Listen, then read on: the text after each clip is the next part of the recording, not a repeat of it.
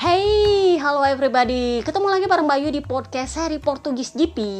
Ini bakal 2 part, cuman gue nggak tahu admin akun bakal potong di mana. Yang pasti kita nggak akan membahas Portimao Clash lagi karena itu udah kita bahas sebelumnya dan itu udah berbusak-busak gue bahas. Intinya adalah nggak ada yang salah, meskipun ada yang nyalah-nyalahin ya. Nanti kita akan bahas di perintilannya. So, perintilan akan kita bahas duluan karena kalau dibahas belakangan biasanya gue lupa. Jadi kalau kalian udah ngintil gue lama, kalian pasti tahu perkara bahwa Dorna itu bakal dijual. Cuman yang sejak tahun lalu isunya adalah hanya 40% sahamnya yang akan dijual, yaitu bagiannya Bridgepoint, sebuah perusahaan di Inggris. Nah, gosip terbarunya adalah kesepakatan sudah deal sama harganya. Jadi yang membeli MotoGP adalah ownernya Formula 1 F1, Liberty Media. Karena kalau kalian mundur di podcast sebelumnya, gue udah bilang ini sebenarnya sempat agak diragukan karena akan tersangkut dengan hukum monopoli Eropa. Pengacara Liberty Media nampaknya sudah siap untuk tuntutan hukum apapun itu. Karena menurut mereka, kalau mau dibilang memonopoli, enggak. Karena F1 sama MotoGP itu beda strata, beda jenis kendaraan, beda fans pula, pokoknya beda segala-gala lah. Jadi menurutnya pengacaranya Liberty Media, oh itu nggak ada hubungannya sama monopoli. Eropa nggak bisa membahas soal monopoli di sini dan kami siap untuk mengakuisisi Dorna. Jadi sebelumnya memang sudah banyak perusahaan yang tertarik untuk membeli Dorna ternyata. Karena memang gosip berhembus sepoi-sepoi itu memang sempat ada masalah keuangan. Terutama pasca Suzuki menarik diri dari kejuaraan plus Bebe Vale pensiun plus ditambah dengan Marc Marquez yang sebenarnya diharap-harap masih bisa menopang paling enggak fansnya di situ. Ternyata nggak bisa karena dia ujungnya cedera ya maaf. Jadi pamor MotoGP itu sempat menurun drastis ketika Bebe Vale pensiun. Sorry to say ABR, that's the fact. Jadi kalau ada ABR bilang, oh MotoGP sepi gara-gara Marc Marquez nggak balapan, enggak. Masih ingat ketika Bebe Vale masih balapan, MotoGP masih baik-baik saja meskipun seorang Marc Marquez nggak balapan. Tapi begitu Valentino Rossi pensiun, Marc Marquez kembali balapan, nothing change. Yang ada penonton makin sepi dan itu ternyata menyebabkan perubahan penghasilan dan membuat memiliki saham Dorna itu kurang menguntungkan. Turun drastis, kurang populer, sorry to say, even ketika Marc Marquez kembali balapan. Ditambah lagi dengan Suzuki yang mundur dari MotoGP. Itu makin membuat MotoGP seolah-olah memang gak sepopuler itu lagi. Kepopuleran MotoGP itu baru kembali setelah tahun lalu Dorna memaksa para ridernya untuk merubah format menjadi sprint race. Mereka mencoba meniru F1 karena menurut mereka itulah show. Jadi ada Marquez nggak ada Marquez, orang akan tetap lihat sprint race-nya. Bukan karena faktor Marc Marquez-nya. Ya kalau dia di situ berkompetisi ya oke, kalau enggak ya enggak. Tapi kalian lihat musim lalu Marc Marquez ya bisa dibilang terlalu banyak absennya juga sih. Kalian harus mengakui itu ABR, tetapi ketika Marc Marquez absen banyak begitu, MotoGP kembali tembus rekor penonton di sirkuit. Jadi apakah itu faktornya Marc Marquez? Enggak, karena Marc Marquez juga ternyata sering absen. Yang membuat MotoGP menarik ternyata adalah sprint race-nya. Kenapa? Karena itu akhirnya menjadi Ducati Cup dan kita bisa melihat betapa serunya Ducati membetot gas satu dengan yang lain di sprint race. Karena itu balapan pendek, jadi orang habis-habisan untuk menjadi cepat tanpa perlu strategi menghemat ban. Itu yang membuat MotoGP mulai kembali ke pamornya. Nah, itu juga yang membuat Dorna kembali untung tahun lalu. Setelah menerima dividen, akhirnya Bridgepoint memutuskan untuk menjual saham mereka. Itu 40% saham. Tetapi nampaknya Liberty Media meminta keseluruhan saham. Jadi mereka membuat sebuah penawaran yang nyaris nggak bisa ditolak oleh para pemegang saham. Jadi sebenarnya yang tertarik pada Dorna ini bukan cuma Liberty Media. Sebelumnya adalah Qatar Investment. Kalian tahu lah Qatar itu kan rata-rata orang kaya semua di situ. Sayangnya penawaran itu nggak semenarik penawaran dari promotor UFC, martial art gitulah. Promotornya UFC Amerika itu membuat penawaran untuk membeli saham Dorna, tapi cuma 40%-nya waktu itu. Sayangnya itu juga nggak semenarik penawaran yang dibuat oleh Liberty Media. Liberty Media tahu nggak dia tawari berapa? $4 miliar plus mengambil alih utang. Karena 4 miliar dolar itu di luar dari utang-utang Dorna yang akan mereka ambil alih. Jadi secara total nilai Dorna yang dibeli oleh Liberty Media adalah 4 miliar dolar plus utang-utangnya Dorna. Jadi ya siapa yang nggak mau, bener nggak? Kalau 4 miliar dolar dikurangi utang mah masih mikir-mikir, tapi 4 miliar dolar plus utang, nah oke, why not? Itu berarti mereka terima bersih 4 miliar dolar, bener nggak?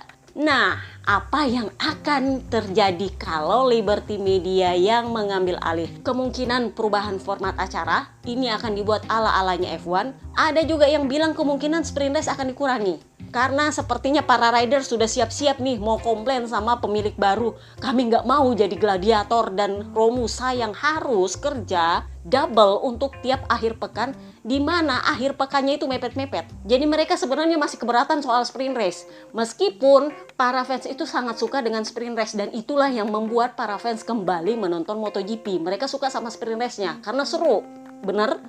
Tetapi para rider harus mengakui bahwa itu sangat bikin stres dan sangat melelahkan. Jadi kemungkinannya mereka akan meminta pengurangan sprint race kepada Liberty Media sebagai pemilik baru. Apakah akan dikabulkan? Kemungkinan iya. Karena F1 sendiri ternyata memang bikin sprint race, tapi nggak di setiap race. Mereka justru gini konsepnya, gue suka konsepnya F1 nih. Ternyata mereka itu cuman bikin 6 sprint race sepanjang musim. Jadi dari begitu banyak seri itu cuman ada 6 sprint race. Dan 6 sprint race itu, kalau Dorna beralasan bahwa sprint race itu harus diadakan di setiap seri, karena para sirkuit itu sudah mengajukan harga sprint race di dalam penjualan tiket mereka. Tetapi kalau F1 itu sistemnya begini. Mereka cuman punya jatah 6 sprint race. Dan setiap sirkuit yang mengajukan penawaran tertinggi, 6 penawaran tertinggi untuk mengadakan sprint race, itu artinya sirkuit harus bayar ke Dorna kalau dia MotoGP. Jadi mereka harus bayar ke Dorna sekian, dan 6 penawar tertinggi itu akan mendapat hak untuk menggelar sprint race. Dan mereka berhak mengatur harga tiket mereka. Jadi para rider itu cuman akan memainkan sprint race di sirkuit-sirkuit kaya raya ini yang sudah bayar duluan. Jadi sama-sama untung, bener nggak? Ridernya senang karena nggak disuruh Romusa, promotornya senang karena dapat duit, sirkuitnya senang karena mereka punya seri tambahan, dan itu bisa menjadi tambahan keuntungan di harga tiket. Bener nggak? Win-win solution semua. Nah, kemungkinan itu yang akan mereka lakukan di MotoGP. Pengurangan sprint race, di mana sprint race hanya diadakan bagi sirkuit-sirkuit yang sudah menawar dan mau membayar tertinggi untuk mengadakan sprint race. Dilelang, Kak, ceritanya. Pinter kan? Semuanya dapat duit dan semuanya senang.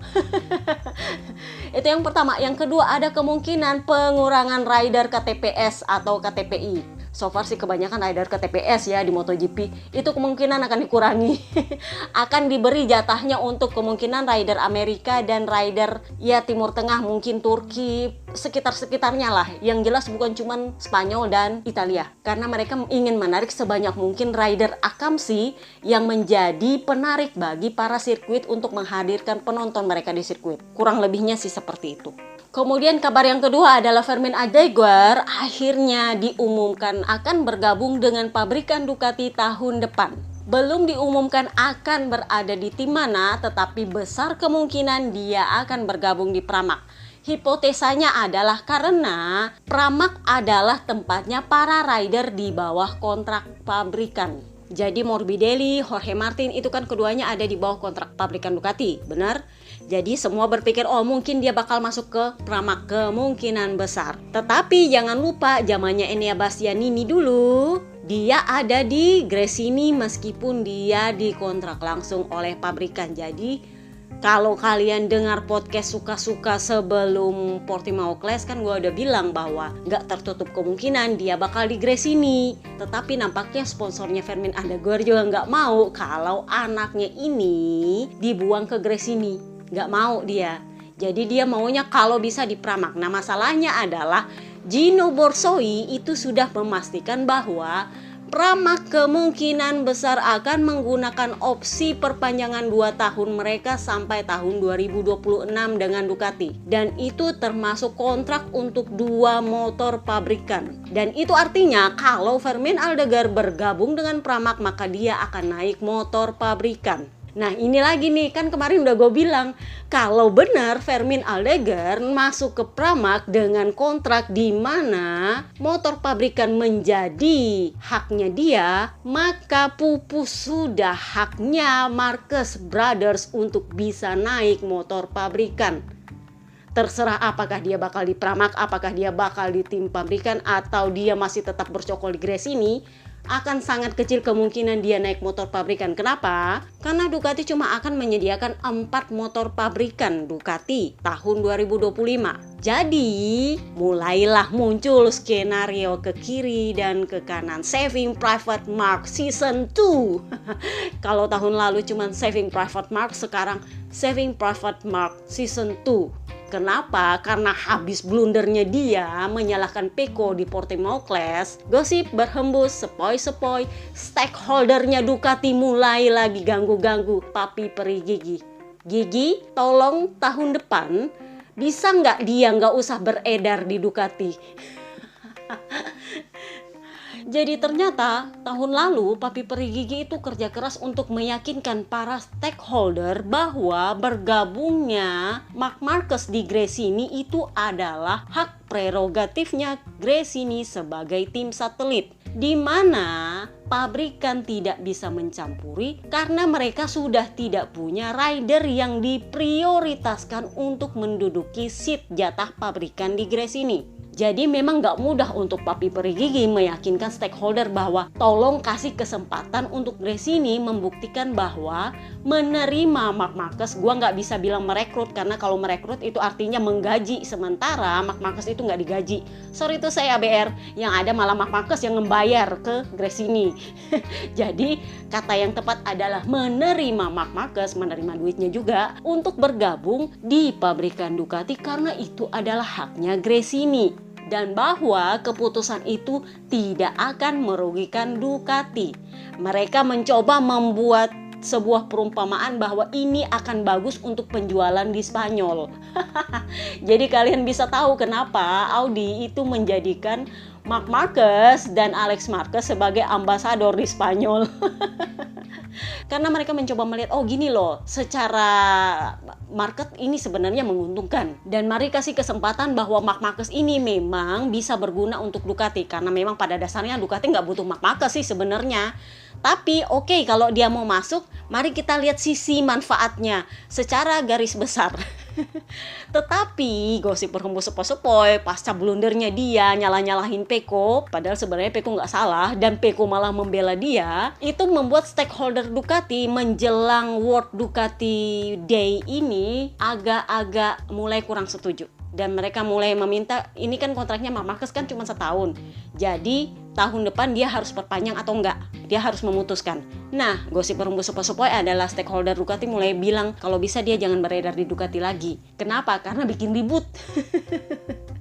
Mengganggu keseimbangan rider-rider pengkaderannya Ducati. Nah, kenapa pendapat para stakeholdernya Ducati ini sangat berarti? Kalau kalian sudah ngintil gua lama banget dan bangkotan banget, makanya gua bilang kalau ada ABR yang nggak tahu gua, itu berarti mereka baru jadi fans MotoGP 5 tahun ke bawah. Karena kalau sudah jadi fans MotoGP 8-10 tahun pasti tahu gue. Jadi kalau kalian udah ngintil gue lama banget, kayaknya gue masih di FP ya waktu itu. Waktu itu gue posting bahwa stakeholder Ducati di World Ducati Day itu gak setuju sama Jorge Lorenzo. Masih ingat? Waktu itu mereka bilang kalau bisa Jorge Lorenzo itu gak diperpanjang karena buang-buang duitnya Ducati. Kalau kalian sudah ngintil gue lama, kalian pasti tahu waktu itu gue memanggilnya Jorge Lorenzo itu sebagai rider 12 juta. Masih ingat? Masih belum rider pensiun artis, masih rider 12 juta dan rider termihil sejagat raya. Masih ingat?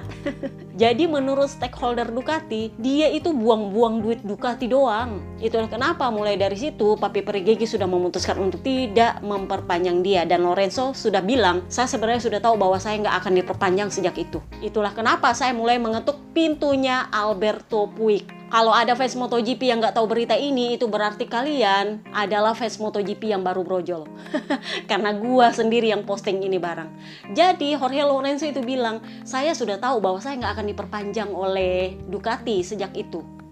Jadi saya memutuskan untuk mengetuk pintunya Alberto Puig dan sejak itu mulailah Dani Pedrosa jadi korban. Itu pun pakai triki-triki dulu sama Marc Marquez. Jadi Marc Marquez dibujuk dulu untuk perpanjangan kontrak dengan janji secara lisan bahwa mereka akan mempertahankan Dani Pedrosa.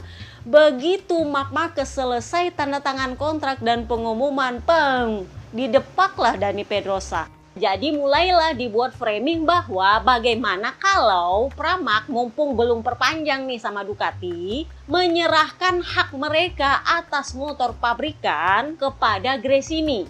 Jadi Pramac cuma akan memakai satu motor pabrikan untuk Morbidelli, yang mana hampir bisa dipastikan akan tetap bersama dengan Pramac tahun depan. Itu sudah dibilang sama Borsoi, kita akan bahas nanti di bagiannya Ducati. Dan satu itu diberikan kepada Gresini untuk dipakai oleh Marc Marquez. Kenapa? Karena sepertinya Fermin Aldeguer itu bakal tetap di Pramac. Dan media memframing bahwa sebaiknya Fermin Aldeguer itu pakai motor bekas. Di framing.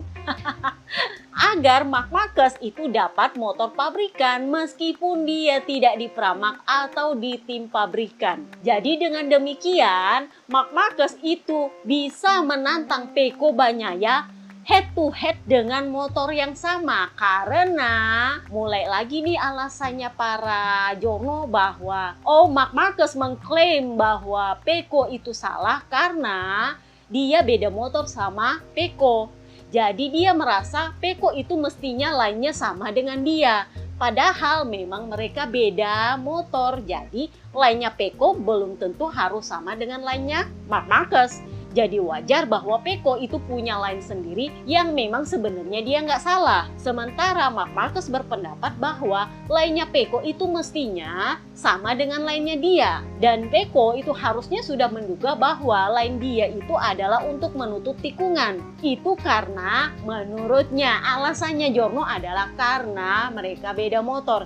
Jadi mulailah framing para journal, gimana kalau tahun depan Pramac melepaskan satu hak motor pabrikan mereka kepada Gresini. Jadi si Fermin Aldeguer itu akan pakai motor bekas, sementara Marc Marquez akan pakai motor pabrikan. Pirtinya ini adalah Marc Marquez punya duit berapa. Karena untuk bisa naik motor Desmo bekas jurdunya Pecco aja, Marc Marquez itu harus membayar 0,5 triliun rupiah. Lu bayangin berapa duit yang harus dia bayar untuk bisa naik motor pabrikan. Mahal banget loh itu kalau motor pabrikan. Ini yang membuat para pengamat di luar Giorno ya berpikir bahwa akan sulit untuk Marc Marquez bisa bertahan di Gresini 2 tahun. Karena itu artinya dia harus membayar lagi. Jadi memang satu-satunya cara untuk dia adalah dia harus bisa naik ke Pramac sebagai rider yang digaji. Meskipun nggak banyak digaji, ya paling nggak dia nggak harus membayar lah. Bener nggak? Atau dia ke tim manapun yang dimana dia nggak perlu bayar segitu banyak hanya untuk balapan dan memperpanjang karir balapannya. Ini yang menjadi Saving Private Mark Season 2. Jorge Lorenzo, rider pensiun artis yang tahu bahwa pendapat stakeholder Ducati itu sangat penting bagi Papi Peri Gigi. Ini sepertinya sudah mengendus bahwa kemungkinan besar Marc Marquez itu nggak bisa bersama Gresini tahun depan. Jadi Jorge Lorenzo bilang, saya tidak melihat Marc Marquez akan tetap bersama Gresini tahun depan. Tetapi, nah ini nih mulai lagi nih framing skenario. Akan mengejutkan bagi saya bila KTM sama sekali tidak tertarik untuk merekrut Marc Marquez. Karena ini adalah tentang mengamankan. Kalau menurut gue sih itu bahasa Inggrisnya safe. Safe itu artinya menyelamatkan seorang Jurdun 8 kali. Binder memang adalah rider yang bagus dan cepat dan potensial. Tetapi akan lebih baik bila menyandingkan seorang Marc Marquez dengan Pedro Acosta. Gue suka dari para buzzer-buzzer dan media KTPS ini adalah gimana caranya mereka memframing supaya bisa ngatur line up. Demi menyelamatkan karir seorang Jurdun 8 kali yang bahkan harus membayar demi bisa balapan. Sorry, itu saya ABR, that's the fact.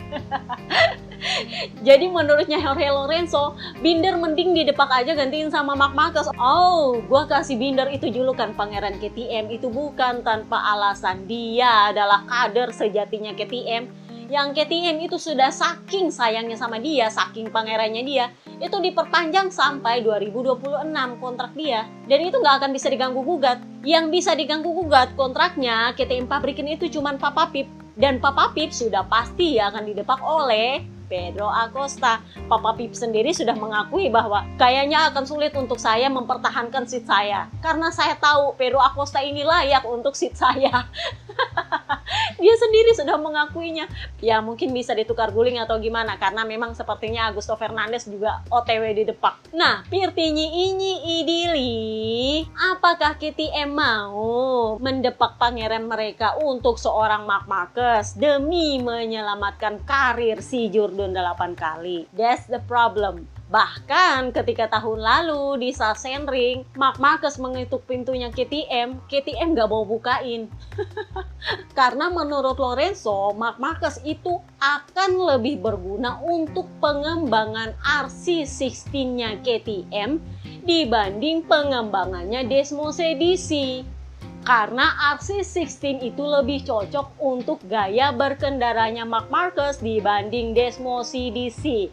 Jadi kalian bisa ambil kesimpulan dari kata-kata ini. Satu, bahwa Jorge Lorenzo merasa Marc Marquez gak ada gunanya untuk Ducati. Sorry tuh saya BR, lu kalau mau marah-marah aja sama Jorge Lorenzo, jangan sama gue. Yang kedua, secara nggak langsung Jorge Lorenzo bilang bahwa gaya berkendara Marc Marquez itu nggak cocok sama Desmos CDC. Karena menurutnya Jorge Lorenzo, RC16 lebih cocok untuk gaya gerasak gerusuknya seorang Marc Marquez karena Desmo itu nggak bisa dipakai gerasak gerusuk, terutama Desmo 23 yang dia pakai sekarang. Jadi secara otomatis itu mementalkan hipotesa oleh gua, nggak tahu siapa yang bilang, tapi di komentar ada yang bilang ke gua bahwa oh Mbak Yu, itu ada yang bilang bahwa Desmo CDC GP 23 itu cocok untuk gaya gerasak gerusuknya Marc Marquez. Jadi wajar dia pakai gerasak gerusuk. No, Jorge Lorenzo sendiri udah bilang itu nggak cocok untuk gaya berkendaranya Marc Marquez. Lebih cocok pakai RC16 KTM. Yang bilang Jorge Lorenzo loh ya, bukan gua.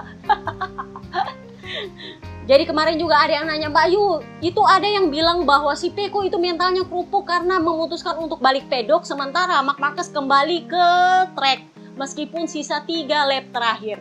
Gua berharap dia ngomong itu bukanlah seorang mantan pembalap yang tahu bahwa rider motor pabrikan itu punya kebijakan engine freeze lebih ketat daripada rider satelit. Kalau kalian ngintil gue dari podcast awal tahun, gue udah bilang bahwa rider satelit itu lebih mudah ganti mesin karena mereka nggak terikat engine freeze. Yang penting jumlah mesin yang dia pakai itu tidak melanggar aturan. Contoh, Raul Fernandez itu direncanakan memakai motor pabrikan Aprilia RSGP 24 itu di tengah musim nanti. Saat ini dia masih memakai mesin RSGP 23, motor bekas. Kenapa? Karena dia rider satelit, lebih free, lebih bebas. Dia bisa gonta-ganti mesinnya selama jumlah mesinnya masih dalam kuota. Beda dengan Pecco Bagnaia. Rider pabrikan itu nggak bisa gonta-ganti mesin. Itulah kenapa dia dapat instruksi langsung dari Papi Perigigi, jangan melakukan hal yang tidak berguna. Karena ini masih awal musim. Mereka berusaha gimana caranya menghemat mesin karena musim ini masih panjang, 21 seri, 42 race. Paruh kedua musim adalah saat dimana mereka sangat mengharapkan performa motor terbaik karena mereka akan gontok-gontokan rebutan gelar. Awal musim seperti ini mereka masih dalam proses mempelajari sampai di mana kekuatan lawan. Itulah kenapa Martin bisa memperhitungkan Pecco segini kekuatannya, Pecco bisa memperhitungkan segini kekuatannya Martin. Kalau misalnya lu udah crash terus lu balik lagi track dengan kondisi cuman sisa 3 lap terakhir, yang ada adalah potensi lu makin merusak motor itu makin besar dan itu ujung-ujungnya akan mempengaruhi performa mesin, yang mana performa mesin sebaik mungkin itu akan sangat dibutuhkan di paruh musim kedua. Itulah kenapa rider Ducati itu kalau crash udah nggak balik lagi ke track, terutama kalau itu sudah paruh balapan kedua, karena mereka nggak mau makin merusak motor. Lu nggak tahu kalau habis crash motor lu ada apa, nggak tahu, karena kalau lu paksa ya ujung-ujungnya juga lu retire, ujung-ujungnya malah makin rusak motor lu, bener nggak? Jadi mending nggak usah dipaksa. Jadi kalau ada yang bilang Peko banyak yang mental kerupuk, enggak, karena memang itu adalah pemikiran seorang juara dunia.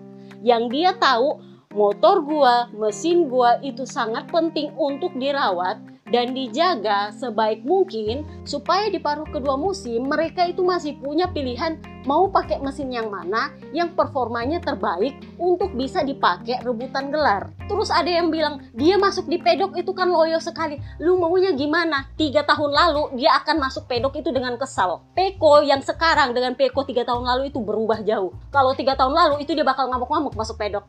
Dan itu akan jadi bahan lagi buat media ke TPS untuk menggoreng dia. Peko itu sangat belajar bahwa attitude dia itu akan jadi bahan untuk gorengan, terutama karena dia adalah anaknya Valentino Rossi. Masih ingat tahun lalu yang kata-kata dia dipelintir sama bahkan situs MotoGP sendiri yang pelintir, dipotong-potong sana sini. Dan ujung-ujungnya dia dihujat, padahal bukan itu yang dibahas. Tapi karena dipotong-potong-potong ya akhirnya dia dihujat. Ngomong aja bisa salah, ya apalagi kalau dia salah attitude. Makanya dia lebih baik masuk dengan tenang tanpa emosi, selesai. Bahkan ketika dia bilang di wawancara saya marah, itu dia bilang saya marah itu dengan tenang. Karena salah attitude itu bisa digoreng oleh media Spanyol, apalagi salah kata. Jadi kalau ada yang bilang dia mental kerupuk, mari kita bahas siapa yang lebih mental kerupuk. Rider yang sudah dibayar 25 juta euro per tahun untuk 4 tahun tapi ternyata nggak kasih gelar, ujung-ujungnya malah cuman di rumah, ya yang bayar asuransi kembali lagi pabrikannya, matah-matahin tulangnya sendiri, pada akhirnya dia diharapkan di tahun terakhir kontraknya, dia bisa memberikan kontribusi lebih, tapi ternyata dia kabur dari kontraknya, dan membayar 500 triliun rupiah demi bisa pindah ke sebuah pabrikan, dan pakai motor yang lawannya itu dia jelek-jelekin kemarin, itu motor hasil kembangannya Peko loh. Dan kalau kalian bilang Peko cuman menang motor, sorry to say, itu motor hasil kembangannya Peko. Dan idola lu, sesembahan lu, itu pakai motor hasil kembangannya Peko. Dan tahu nggak dia bilang apa waktu di Qatar?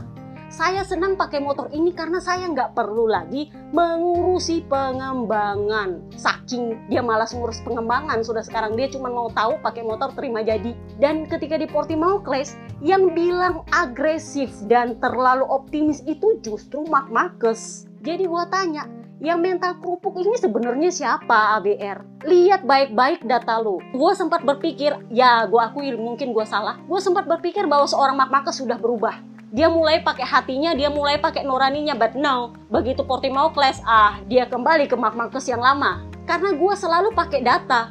Gue tahu kalau orang baik ya baik, kalau orang jahat ya jahat. Gue nggak bisa bilang orang baik itu jahat, orang jahat itu baik, no.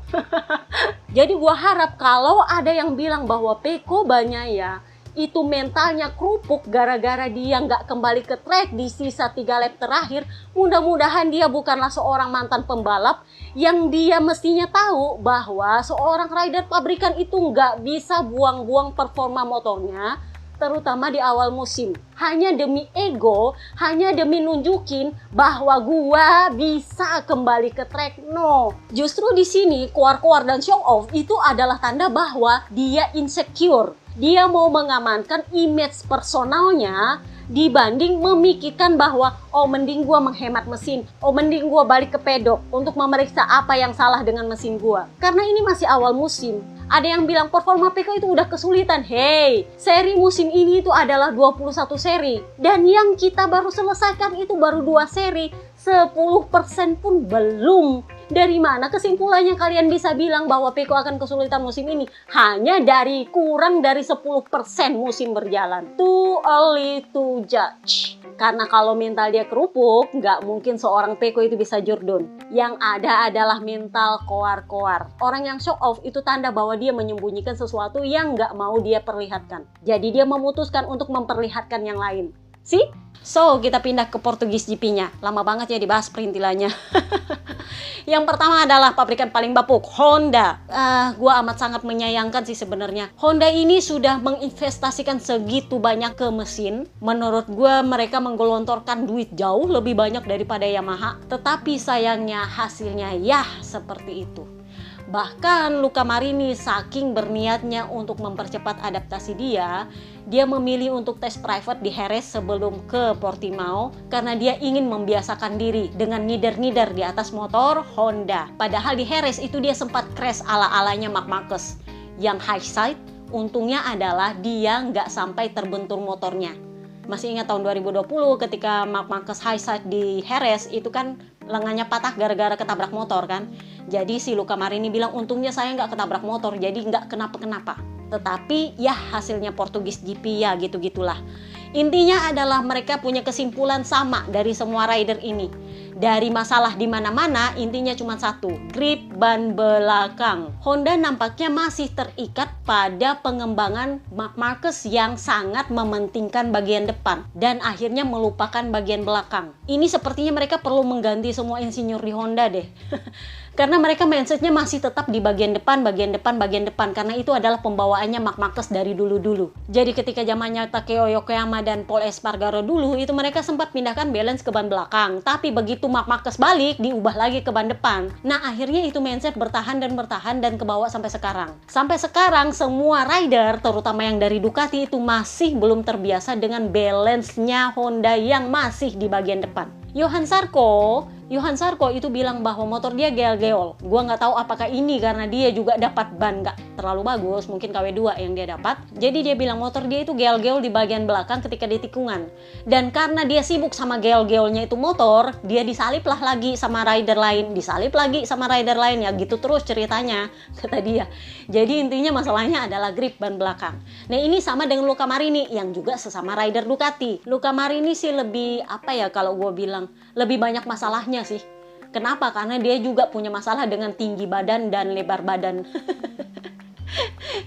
Jadi dia bilang masalah saya dengan Honda ini di mana-mana banyak masalahnya, tetapi intinya adalah grip ban belakang sama dengan Zarco. Tetapi untuk seri Portugis GP ini dia bilang dia menikmati berkendara dia bisa sedikit lebih cepat, cuman memang gap dengan rider terdepan, rider pemenang Jorge Martin itu masih jauh banget. Itu yang menjadi concern mereka. Johan Zarco juga bilang sama, saya tidak mempedulikan kita finish di posisi berapa, tetapi gap dengan rider di depan itu yang masih jauh. Itu yang menjadi concern kami. Sementara Papa Yohan itu lebih ke mencak-mencak sih dia. Dia nggak bilang apa masalah dia, tapi dia masalah dengan apa yang terjadi antara dia dengan Morbidelli. Jadi dia bilang, orang itu kalau baru lap pertama, mbok ya pelan-pelan, hati-hati, karena ini baru lap pertama. Tetapi Morbidelli memutuskan untuk membelok di samping saya dengan cara semau dia. Jadilah saya kena benturan, kena baret letter saya, aero saya lepas semua, motor saya itu nyaris telanjang dan itu bikin saya kesulitan ketika nikung karena udah nggak ada aero. Tetapi ya, akhirnya saya berhasil menyalip. Ya, tapi kalau mau dipikir-pikir lagi, tanpa insiden dengan Morbidelli, aero saya masih lengkap, mungkin saya bisa finish lebih baik. Itu katanya Papa Yohan. Jadi menurut gua karena ori dia dikorbankan untuk Papa Alice, dia waktu itu pakai KW1, menurut gua justru kalau pakai KW1 dia bagus. Menurut gua dia sudah sepenuhnya beradaptasi dengan motor Honda, itulah kenapa dia bisa finish sangat baik di Portimao yang memang sirkuitnya tricky. Malahan sekarang Luca Marini yang sepertinya mudah-mudahan gua salah bahwa dia mengulang siklusnya Papa Yohan tahun lalu. Yang untungnya adalah kalau Papa Yohan itu nggak finish karena adaptasi, crash lagi karena berusaha untuk cepat. Luca Marini itu lebih memutuskan untuk oke, kita pelan-pelan yang penting finish. Jadi nggak perlu dipaksa untuk menjadi cepat, ujungnya crash. Luca Marini mindsetnya beda. Kita pelan-pelan beradaptasi pelan-pelan, yang penting finish, karena kalau udah finish berarti kita sudah bisa ngumpulin data. Karena masih ingat tahun lalu apa kata petinggi Honda untuk Marc Marquez, yang penting lu finish dulu biar kita bisa ngumpulin data. Kalau nggak salah itu di Sachsenring ya, gue bahas podcast tahun lalu. Karena petinggi Honda mintanya, tolong lu finish aja, nggak usah macem-macem jadi cepat dan segala macem. Ngider aja dulu, kumpulin data supaya kita punya bahan untuk ngembangin motor. Nah itu yang dilakukan oleh lu kemarin nih. Nggak usah crash-crashan, nggak usah maksa jadi cepat, tapi kumpulin data. Sementara Papa Yohan, karena dia sudah selesai dengan dia punya adaptasi, dia menunjukkan bahwa dia jurdun, karena meskipun tanpa ori, dia berhasil finish sebagai Honda terbaik. Itu level jurdunnya mulai kelihatan, karena adaptasinya dia sudah selesai dan dia mulai terbiasa dengan balance-nya Honda yang memang berbeda.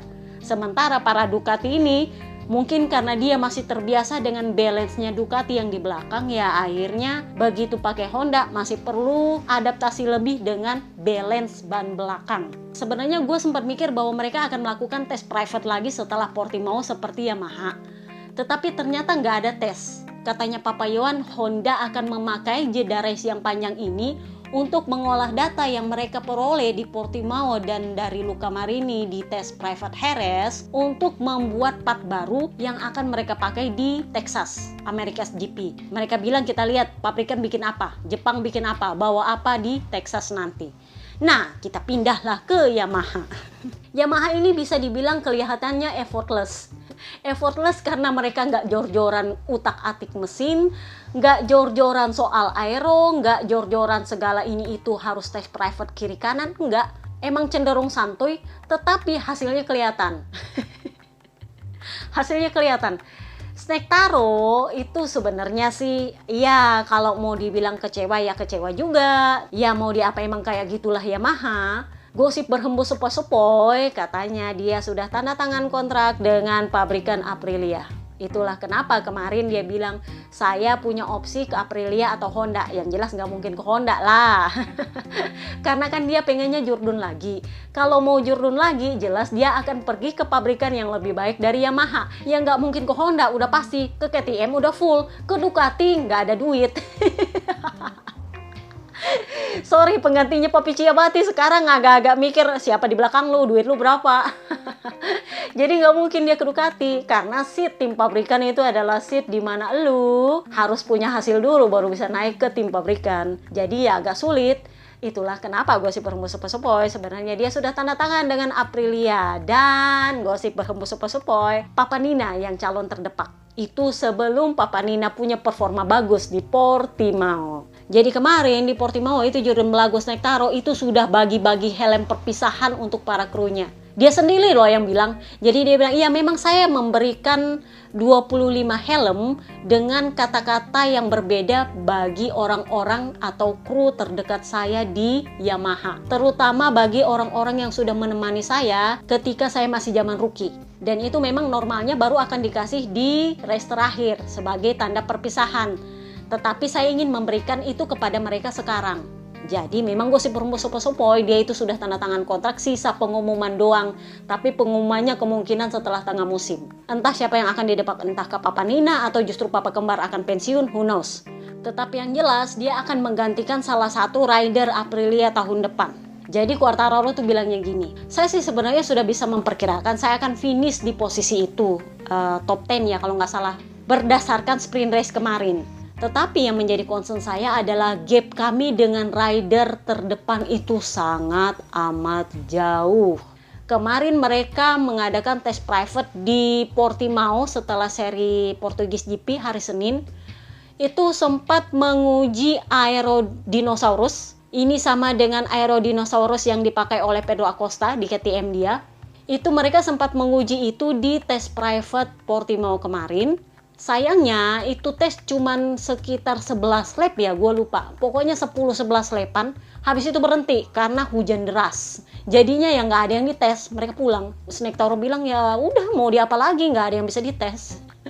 Padahal saya sebenarnya mengharapkan bahwa kita akan menguji banyak part untuk persiapan ke America's GP. Tapi ya karena hujan ya udahlah ya mau gimana lagi ya udah kayak gitu.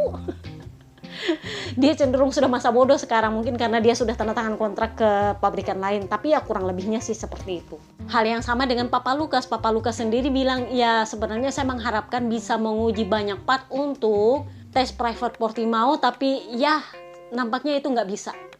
dia sendiri nggak bisa menyimpulkan apa-apa dari Portugis GP dia karena dia kan masih newbie dan dia benar-benar baru mengenal Yamaha M1. Jadi dia nggak tahu apakah ini memang performanya Yamaha atau ada penurunan atau ada peningkatan, dia nggak tahu karena yang tahu itu cuma Quartararo. Karena Quartararo yang tahu motor M1 tahun lalu. Nah ini lagi nih perkara soal VR46, tapi kayaknya udah kelamaan, kita akan bahas itu di part kedua, bagian akhir. Karena bagian akhirnya nanti kita akan membahas Ducati dan itu akan membahas VR46 juga. Oke, see you next part guys, bye bye.